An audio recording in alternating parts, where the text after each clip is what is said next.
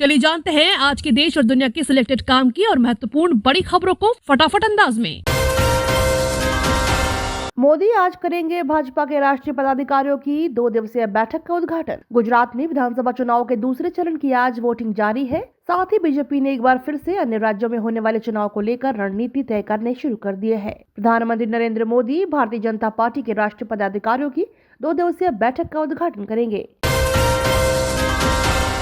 11 दिसंबर को गोवा के दौरे पर रहेंगे प्रधानमंत्री नरेंद्र मोदी। नए हवाई अड्डे का करेंगे उद्घाटन।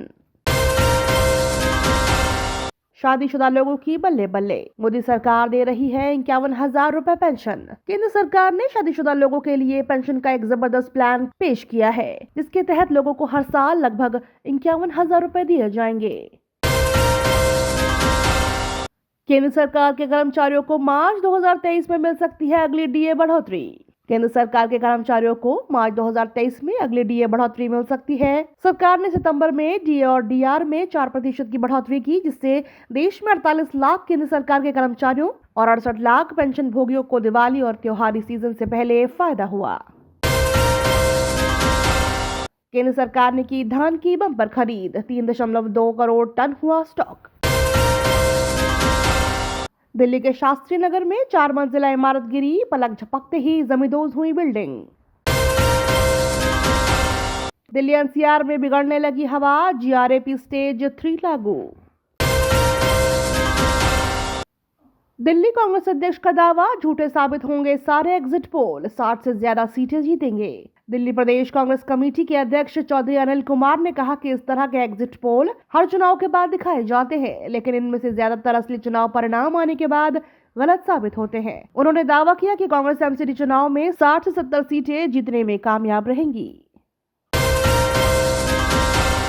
खान सर का विवादित वीडियो वायरल, कांग्रेस नेता ने बताया निहायत ही घटिया, गिरफ्तार करने की मांग। पटना के मशहूर शिक्षक खान सर के एक पुराने वीडियो को लेकर विवाद खड़ा हो गया है। वीडियो सोशल मीडिया पर वायरल हो रहा है। कांग्रेस नेता सुप्रिया श्रीनेत वीडियो पोस्ट कर उन पर कार्यवाही की मांग की है। मिशन 2050 को लेकर जिनपिंग ने झोंकी ताकत, चाकू प्लान के सहारे अमेरिका और भारत से जंग की तैयारी। मुताबिक चीन एक तरफ जहां 1500 परमाणु बम और हाइपरसोनिक मिसाइलों का जखीरा तैयार कर रहा है, तो वहीं दूसरी ओर सेना पीएलए तेज चाकू प्लान पर काम करने लगी है। बताया जा रहा है कि चीनी सेना अब नॉन कमीशन अधिकारियों पर ज्यादा फोकस कर रही है।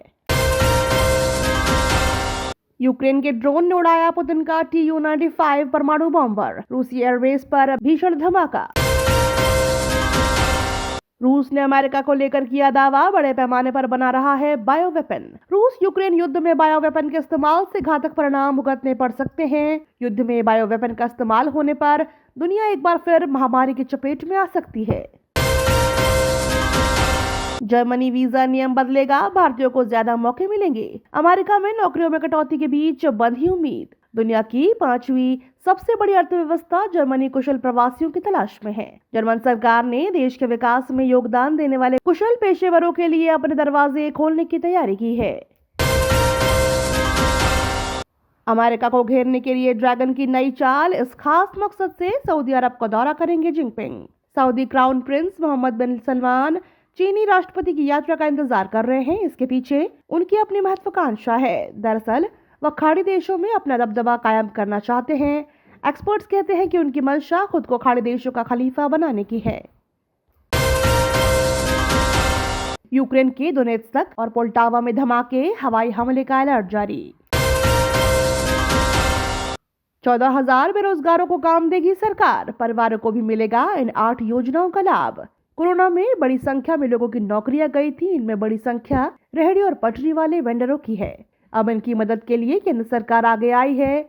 इन्हें स्वनिधि योजना के तहत 50,000 रुपए तक की आर्थिक मदद मुहैया कराएगी। सरकार ने रेहड़ी पटरी के माध्यम से अपनी आजीविका चलाने वाले तकरीबन 14,000 वेंडरों को पीएम स्वनिधि योजना का लाभ देने की योजना बनाई है।